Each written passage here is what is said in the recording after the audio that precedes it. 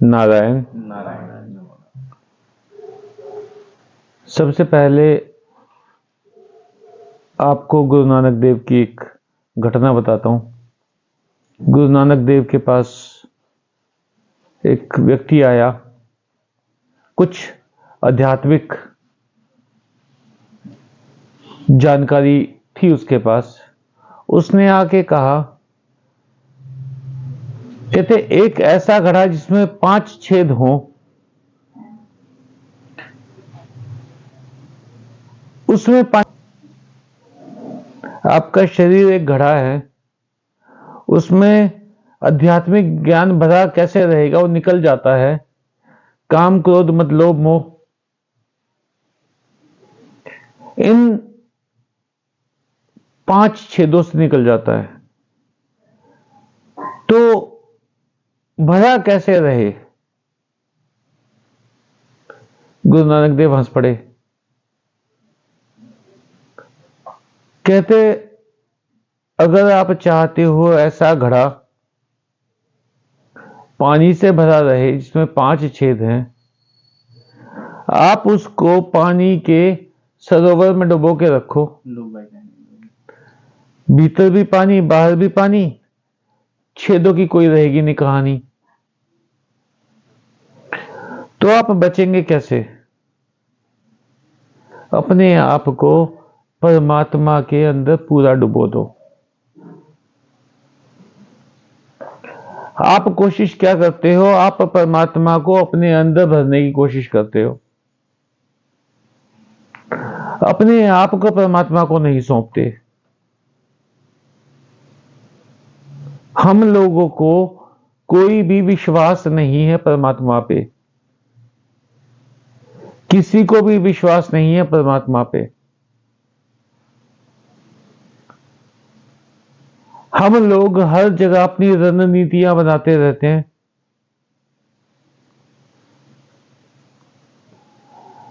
फिर उम्मीद करते हैं कि हमारे ही हिसाब से सब हो।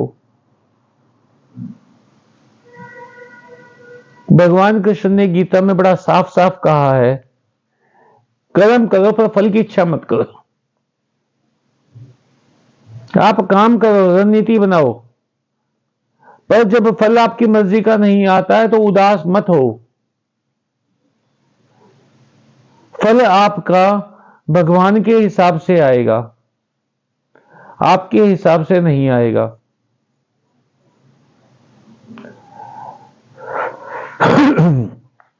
कर्महीन नहीं होना, लगातार काम में लगे रहो, अपने काम को इंप्रूव करते रहो, अपने नाम जप को इंप्रूव करते रहो।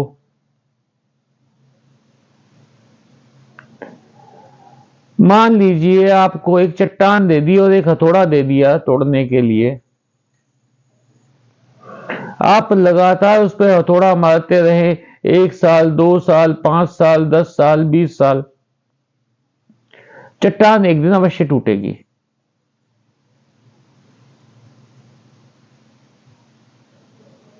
चाहे उसमें 1 फुट का टुकड़ा टूटे, चाहे 10 फुट का टुकड़ा टूटे, चाहे 100 फुट का टुकड़ा टूटे, लगातार चोट मारते रहेंगे तो चट्टान जरूर टूटेगी। पर मान लीजिए आपको पता लगा कि एक छेनी नाम की चीज आती है जिससे चट्टान इजीली टूट जाएगी। छेनी पे भी हथौड़े तो मारने पड़ेंगे आपको। ऐसा तो नहीं है छेनी और हथौड़ा लाके वहां रख दिए और आपको फल मिल जाएगा। छेनी पकड़नी भी पड़ेगी, हथौड़े की चोट भी मारनी पड़ेगी। कर्म तो आपको करना पड़ेगा, अपना कर्म इंप्रूव भी करना पड़ेगा। अब आपको फिर पता लगा कि डायनामाइट नाम की कोई चीज आती है, आपने ड्रिल से छेद किया, चट्टान के अंदर एक डायनामाइट की छड़ डाली, आग लगा दी, डायनामाइट फटा, चट्टान के टुकड़े टुकड़े हो गए। तो कर्म तो आपको करना पड़ेगा, ड्रिल भी करनी पड़ेगी, डायनामाइट भी प्रोक्योर करना पड़ेगा, लाना पड़ेगा, डायनामाइट फिट भी करना पड़ेगा, उसे उड़ाना भी पड़ेगा। आपके कर्म के बिना फल नहीं मिलेगा।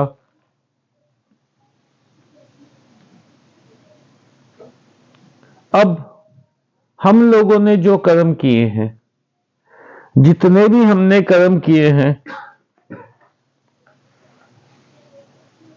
उसका फल है जो आज हमारा जीवन है। मान लीजिए आज आप 1,00,000 रुपए के व्यक्ति हैं। क्या पैदा होते ही आपको जो अभी हालात मिले हैं वो हालात नहीं मिलते, उससे बेहतर मिल जाते या उससे पूरे मिल जाते, तो क्या आप 1,00,000 रुपए के व्यक्ति होते? हो सकता है आप 100 करोड़ के व्यक्ति होते। हो सकता है कि आप रोटी रोटी के लिए जद्दोजहद में लगे होते।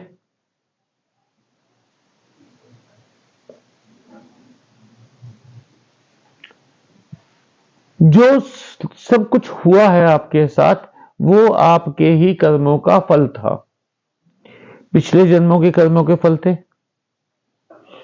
इस जन्मों के कर्मों के फल हैं। और ऐसा ही एक फलादेश मुझे मिला है कहीं से। उस फलादेश के हिसाब से 2024 में भारत का और संसार का भाग्य क्या रहेगा वो मैं आप लोगों के साथ शेयर कर रहा हूं। कृपया लिख के रख लीजिए। देखते हैं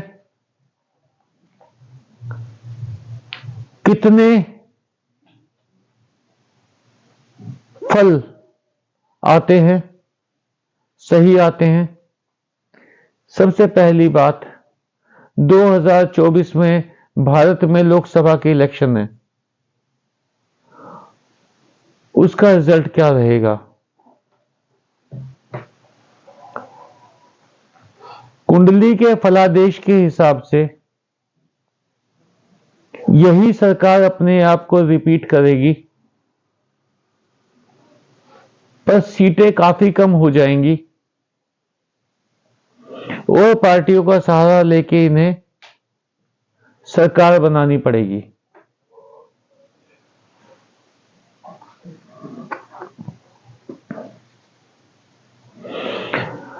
कई बड़े बड़े मिनिस्टर्स इलेक्शन हारेंगे और अगली सरकार एक गठबंधन की सरकार ज्यादा होगी। दूसरी एक बात आई है, एक नया राजनीतिक दल उभरने लगा है। अब वो दल कौन सा है, क्या चमत्कार दिखाएगा, जो और वो बहुत तेजी से बढ़ेगा।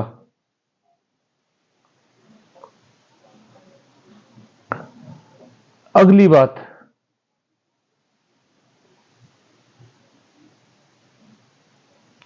राजा जो अगले साल के राजा होंगे, भारत में प्रधानमंत्री कह लीजिए, वो निरंकुश होंगे। वो अपने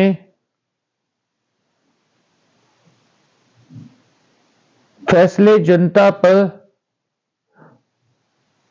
बड़े धक्के से लागू करेंगे। जनता बहुत त्रस्त हुई। पांचवा पॉइंट है कि जनता बहुत दुखी रहेगी, पर सत्ता को कोई फर्क नहीं पड़ेगा जनता के दुख से। भारत देश को एक बड़ा कर्जा लेना पड़ेगा घरेलू बाजार से।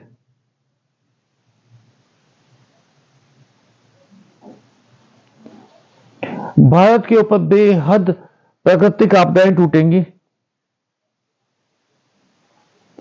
देश बहुत अशांत रहेगा। जनता में प्रेम भाव की बड़ी कमी होगी। व्यापार की हालत कुछ सुधरेगी, पहले इस साल से ज्यादा हालात कुछ सुधरेगी। जनता का खर्चा बढ़ेगा और तनाव बहुत ज्यादा बढ़ेगा।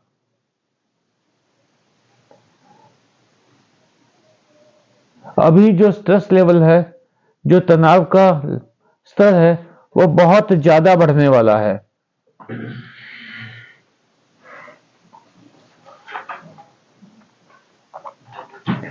धार्मिक लोगों को परम सत्ता का अनुभव होगा। एक बार का जप 3 बार के जप का फल देगा। धर्म में आडंबर और बढ़ेगा। सच्ची धार्मिकता भी बढ़ेगी और आडंबर भी बढ़ेगा।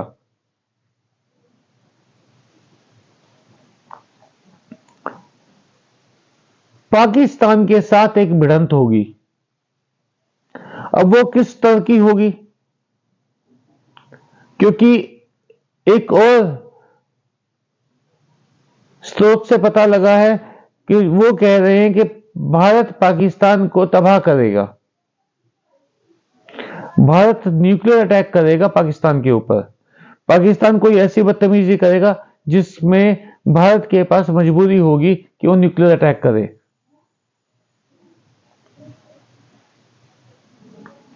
दो वर्गों में, चाहे वो अमीर गरीब है, चाहे वो अलग अलग जाति के हैं, चाहे अलग अलग धर्मों के हैं, दो वर्गों में भयानक दंगा होगा।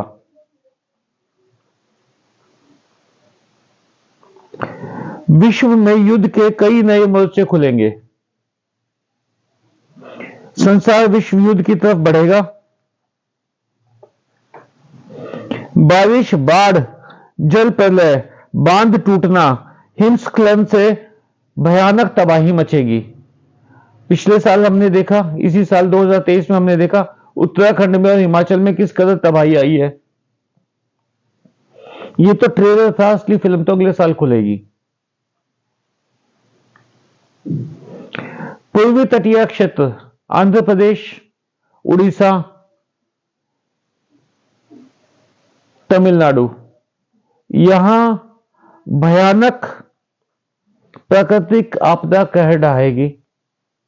भविष्य मालिका में कहा गया है कि 2024 में एक ऐसी जल प्रलय आएगी जिससे जगन्नाथ जी का मंदिर की 19 सीढ़ियां डूब जाएंगी। भगवान जगन्नाथ जी जगन्नाथपुरी छोड़ के छतियावट चले जाएंगे। भविष्य मालिका में कहा गया है। अगले साल वो योग बन रहा है।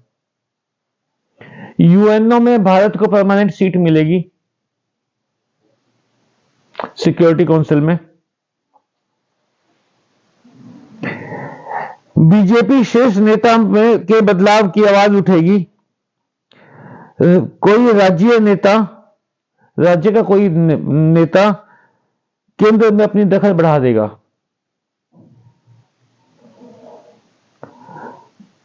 कांग्रेस पार्टी को काफी सफलता मिलेगी। इनकी सीटें बढ़ेंगी। आम आदमी पार्टी नए राज्यों में फैलेगी। इसका राजनीतिक कद भी बढ़ेगा। समाजवादी पार्टी का प्रभाव बढ़ेगा। तृणमूल पार्टी में कोई भी बढ़ोतरी नहीं होगी, ना कोई नई स्टेट्स में पहुंचेगी, ना इनकी सीटें ही बढ़ेंगी। इसके अलावा आपका कोई प्रश्न हो, कोई चीज आप जानना चाहते हो देश के भविष्य के बारे में, तो आप पूछ सकते हैं। तो इसके बाद शांति कब होगी? सतयुग का जो आगमन है 2029-2030।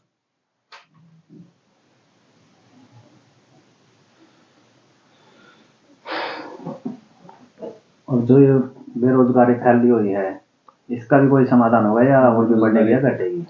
ये तो बढ़ेगा ही। घटेगी नहीं मतलब? ये जिनके रोजगार है उनके रोजगार भी खत्म होने वाले हैं, क्योंकि हम लोगों ने भगवान को मूर्ख समझ लिया, सब मनचाहा कर रहे हैं, पाप का स्तर बहुत ज्यादा बढ़ा हुआ है,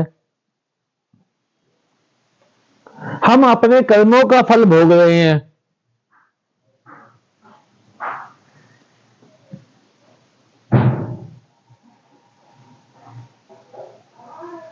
कौन है?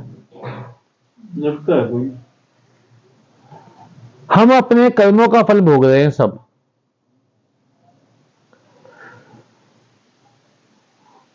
कोई गरीब क्यों है? उसके बाप दादा ने और उसने मेहनत नहीं की। मेरे घर में एक मेड काम करती थी। वो क्या करती थी,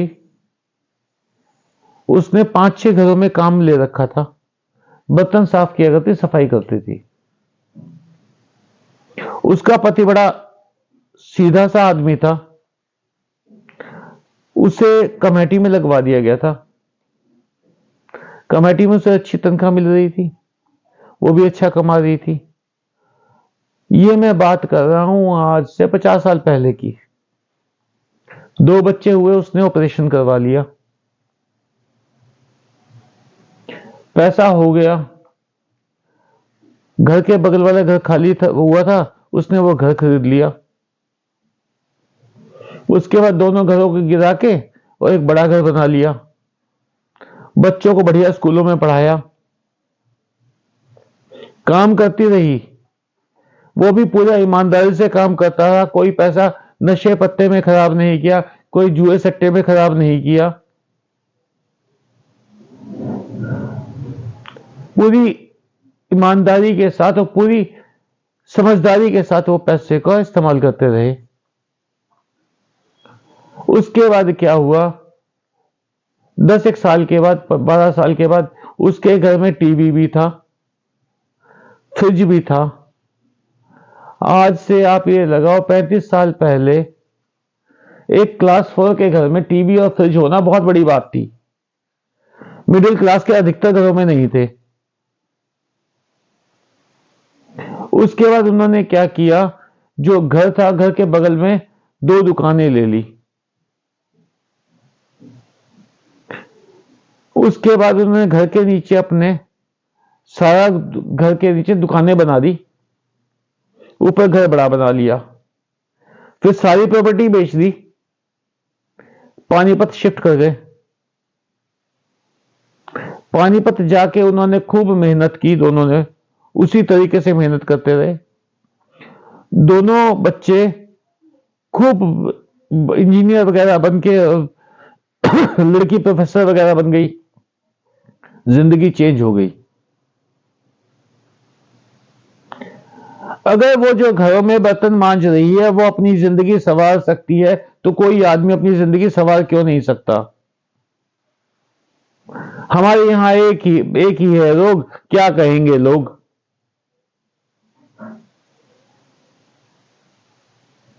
हम करना नहीं चाहते,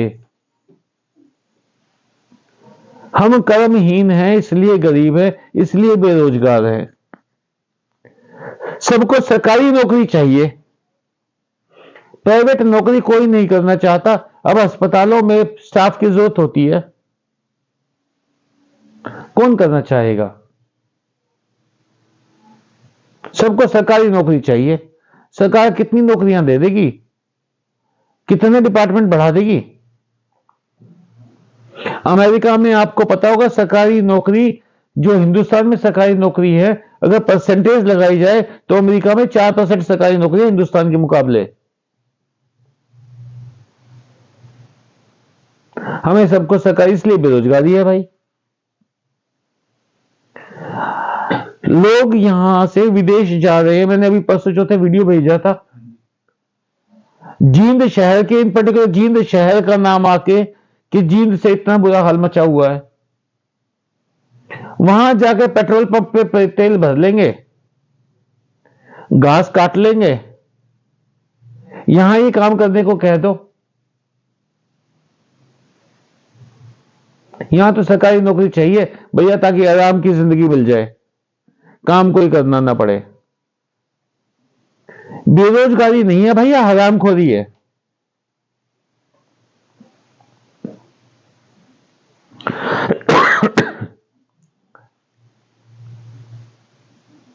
कपड़े की एक दुकान सफल होगी तो सब कपड़े की दुकान खोलते चले जाएंगे।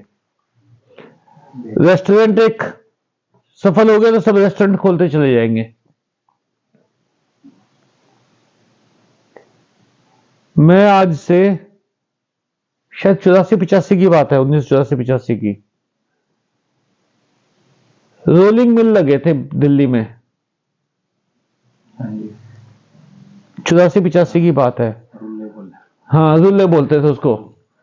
वो पता है क्या, सबने वो लगा रखी भाई, जिसको देखो उसी में सबने रोलिंग मिल लगा रखी। फिर उसके बाद क्या हुआ, हवाई चप्पल की मशीनें आई, हवाई चप्पल बनाने की, सबने हवाई चप्पल की फैक्ट्री लगा रखी। मैं 10-12 रिश्तेदारों के घर गया, सबका हवाई चप्पलों का काम। यहां इनोवेशन नहीं है।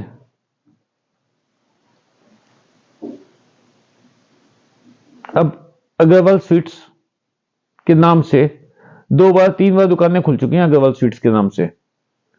वो उनमें इतना दम नहीं है कि हम अपना ब्रांड बना के अपने आप को उसके मुकाबले खड़ा कर दें।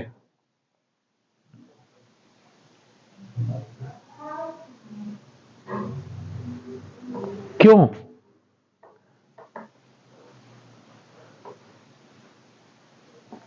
बीकानेरी मिठाई, बीकानेरी स्टोर, बीकानेरी भंडार, बीकानेरी वो, सबने बीकानेरी लिख दिया, और उसमें से बीकानेर से आए हुए शायद 1% भी लोग नहीं थे। तो बेरोजगारी नहीं है भाई, काम नहीं करना चाहते। अब वो देखेंगे कि एक डॉक्टर सफल है तो सारे डॉक्टर बनना चाहेंगे। इंजीनियरिंग कॉलेज जब खुलने लगे थे, क्या बुरा हाल मचा था।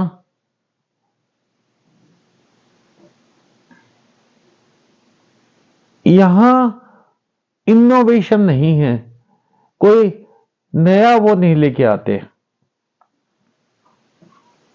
अब इस सारे जो मैंने इतना स्याह भविष्य बताया है, इसका उपचार क्या है? असली बात है।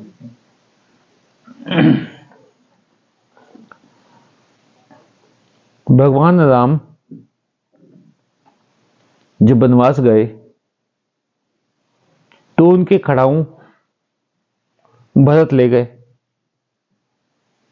भगवान राम नंगे पांव चल रहे थे, जंगल का रास्ता था, कोई पक्की सड़कें तो थी नहीं, तो उनके कांटे लग जाते पांव में, उन्हें चलने में बड़ी तकलीफ होती, खून बहता रहता, पर वो चलते रहते। तो माता सीता ने कहा, चाचा लक्ष्मण ने कहा कि प्रभु रुक जाओ, जरा आपके कांटे निकाल दें। भगवान राम ने कहा कि कांटे अंदर ही रहने दो।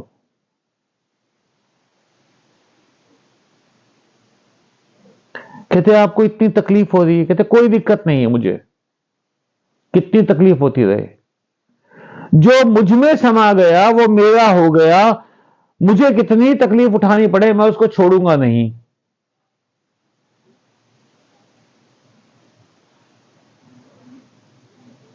आपके पास एक ही रास्ता है, एक ही उपचार है कि आप भगवान में समा जाओ। जो पहली कहानी मैंने बताई थी, भगवान में समा जाओ, भगवान को अपने भीतर समाने की कोशिश मत करो।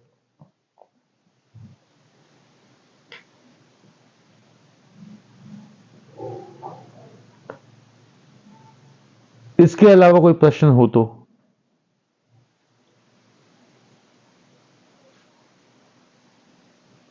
हाँ जी।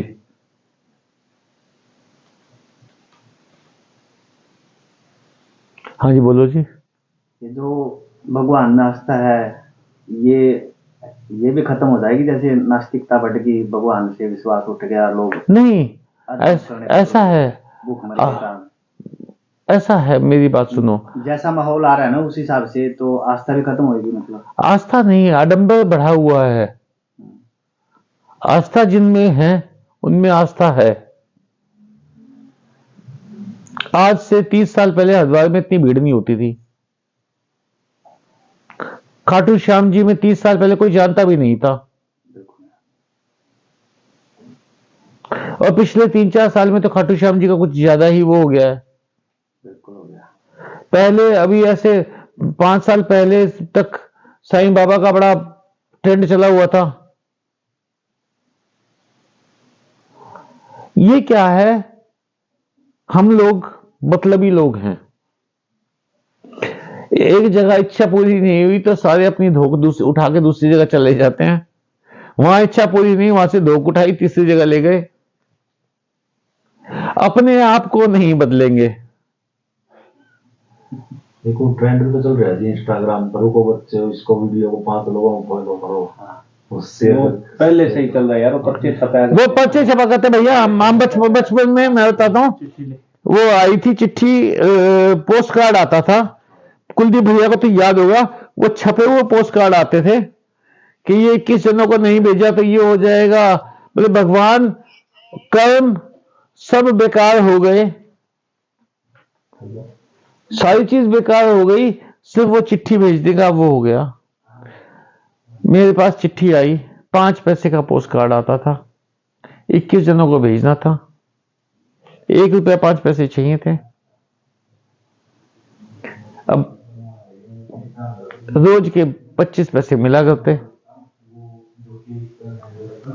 5 दिन के पैसे इकट्ठे किए।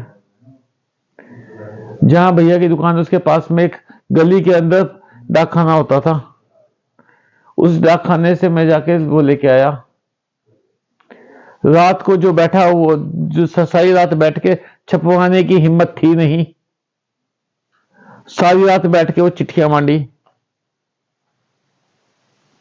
21 चिट्ठियां लिखी। अगले दिन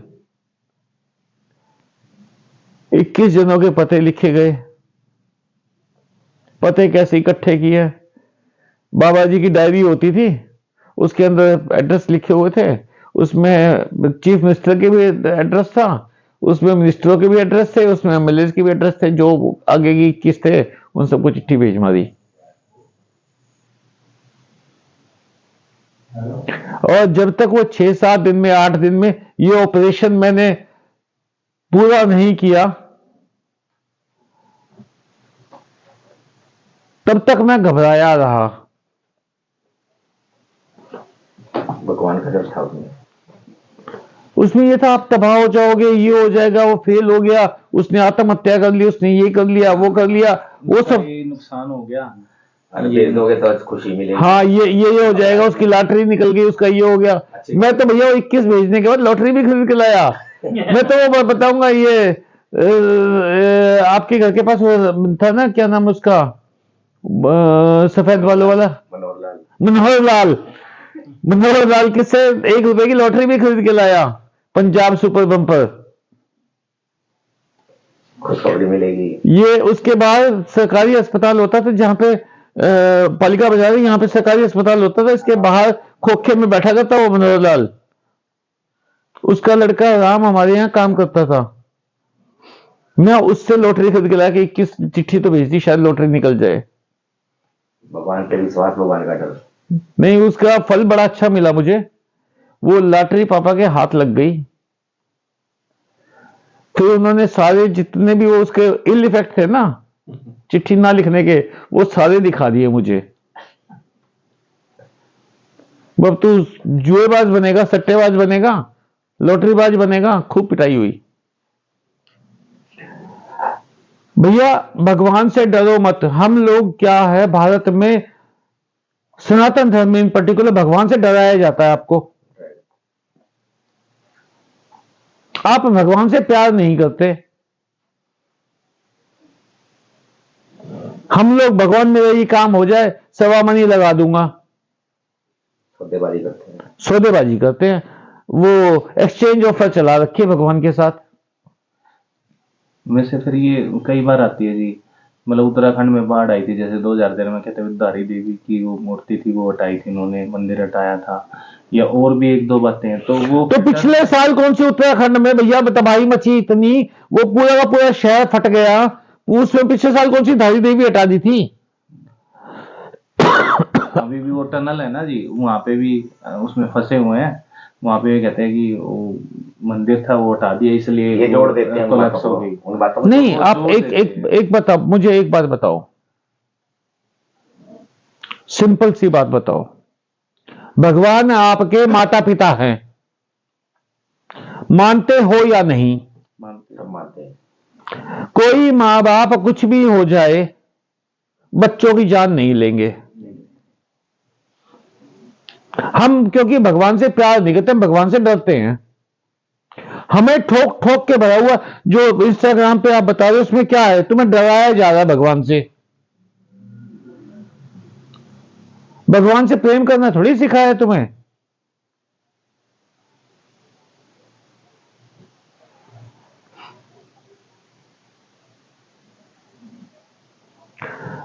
सुदामा की सारी कहानी कोई बताएगा मुझे फटाफट, मैं उसको आपको सारी कहानी का निचोड़ बताऊंगा। फिर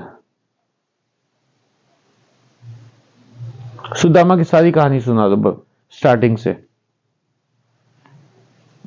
सुदामा और कृष्ण जी इकट्ठे पढ़ते थे गुरु के आश्रम में, आश्रम में। छोटे छोटे बच्चे होंगे तब जब पढ़ते थे? हाँ जी, अच्छा, जब पढ़ते थे। हाँ हाँ।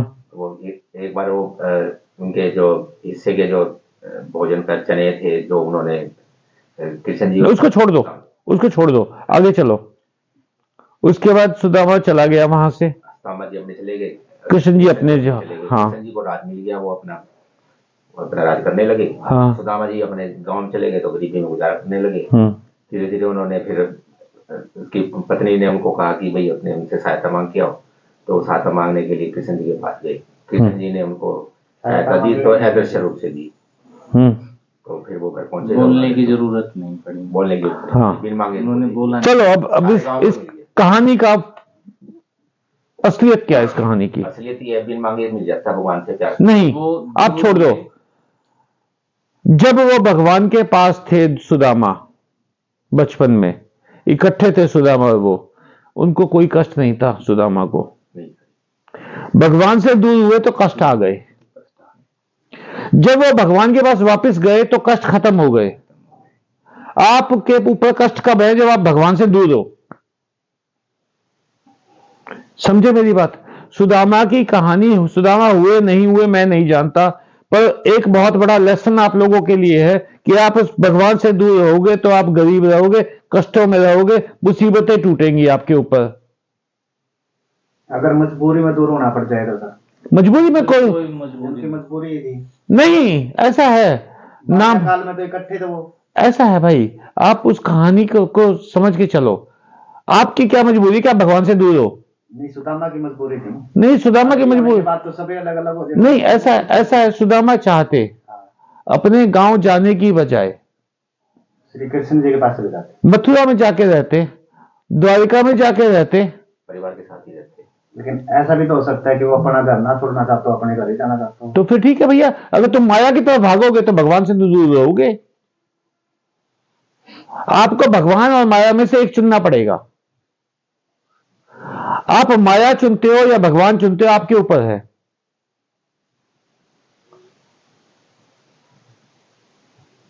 वो तो मायापति है भैया बात सुनो, सब कुछ छोड़ के जाओगे?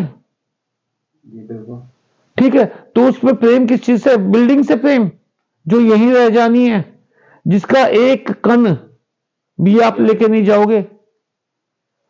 भगवान से दूर क्यों? सुदामा की कहानी आपको एक ही बात बताती है, जब आप भगवान के नजदीक हो कोई कष्ट नहीं है, भगवान से दूर होगे सारे कष्ट आपको घेर लेंगे।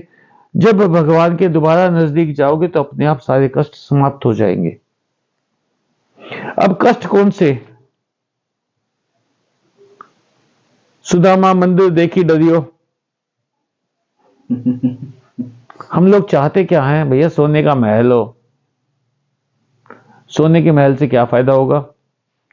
गर्मियों में ज्यादा तपेगा, सर्दियों में ज्यादा ठंडा ठंडा रहेगा। सोने के महल का भैया रुका होगा देश में कि वो अगला सोने के महल में रहता है, हमें सिर्फ नाम चाहिए। आपको अपने सड़दादा का नाम पता है? नहीं कितने साल पहले हुए थे आपके सड़दादा? नहीं पता। नहीं, कितने साल पहले? तो अराउंड 100 साल पहले। हाँ 100 सवा सौ साल पहले। तो 100-125 साल में आपका भी नाम आपके किसी को पता नहीं होगा। किस लिए लगे हुए इकट्ठा करने के लिए?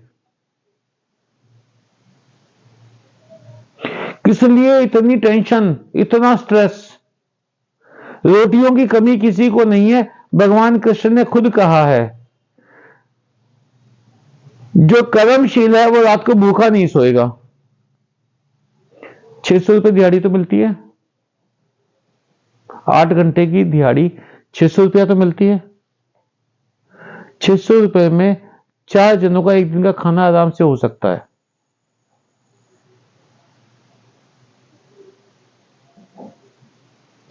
पर मैंने तो बीए कर रखी है, एमए कर रखी है, मैं मजदूरी क्यों करूं? हाँ जी। हमारा चौक पे जैसे मान लो कई जाम्बी जंक्शन बैठते हैं, मजदूर बैठते हैं, 100 मजदूर आ गए, 100 में से 50 को मिलेगी, 50 को नहीं मिली। वो हाँ आए तो काम करने के लिए, लेकिन वो मिली। वो आए मेरी बात सुनो भैया। नहीं जी, उसमें उसमें भी आपको बताता हूं, मैं मजदूर लेके आया। आए इसलिए है कि उनको काम पे ना जाना पड़े। नहीं, वो काम उनकी करना चाहते हैं। नहीं करना चाहते। 50 जिसको काम उन्हीं को नहीं मिलता जो काम पे नहीं जाना चाहते। अब एक चीज बताओ, मिस्त्री लेके आया, मेरा मिस्त्री मजदूर लेके आया, 5 मजदूर लेके आया। जब ये बिल्डिंग बना रहे थे तो जमीन खुदवाने के लिए, नींव खुदवाने के लिए लेके आया मजदूरों को। 3 मजदूरों ने बढ़िया काम किया। उनको कह दिया तो कल फिर आ जियो। परमानेंट रख लेंगे, परमानेंट लगातार उनको रख लेंगे। भैया बात सुनो मेरी। अब वो 600 रुपए कमाया, उसमें 200 रुपए की दारू पी गया, ठीक है जी। ये जो ठेका था ना आपका टाउन नहीं, हम लेके आए थे, फुहारे से लिए दोपहर तक काम। सुबह मैंने अपनी आंखों से देखा। मैं 5:30 बजे घूमने निकला हूं, मैं 5:30 बजे घूमने निकला हूं सर्दियों के दिन। उसने प्लास्टिक की इतनी सी बोतल शराब की ली वहां से, उसके म्यूनिसिपैलिटी का पानी चलता था, उसने ऐसे ओक लगाया, उसमें पानी गिरा, उसमें दारू गिरी और ऐसे करके पी रहा। तो उस जमाने में मोबाइल नहीं होते थे, वरना मैं वीडियो बनाता। मैंने कहा भैया अभी तो काम शुरू हुआ भी नहीं है। आज का काम इसने निकला नहीं, दिन नहीं निकला था जी, सर्दियों के दिन थे। कमाई ये सोचते भी रात को ज्यादा होती है, शाम को ज्यादा होती है। ये ठेका होता था यहाँ पे टाउन हॉल पे, उसकी कमाई सुबह 5 बजे खुलता था, वो शाम को इतनी कमाई नहीं होती। किरियाने की एक दुकान नहीं खुली थी पूरे शहर में, उस टाइम वो ठेका खुला होता था। और जितनी कमाई वो करता है 70-75 काम के लिए आए ही नहीं है। घर पे सबके बहुत काम है। मान लो कोई आया ना, वो इसीलिए आया कि मेरे को यहाँ भी काम ना करने पे वहां भी वो खड़ा हो गया आके। उसकी इच्छा नहीं है कि मुझे काम मिले।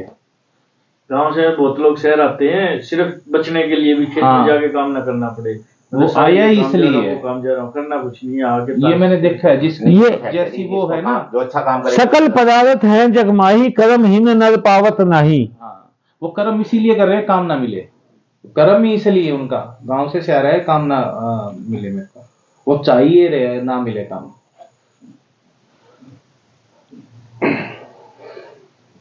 चलिए आज का सेशन यहीं समाप्त करते हैं। नारायण।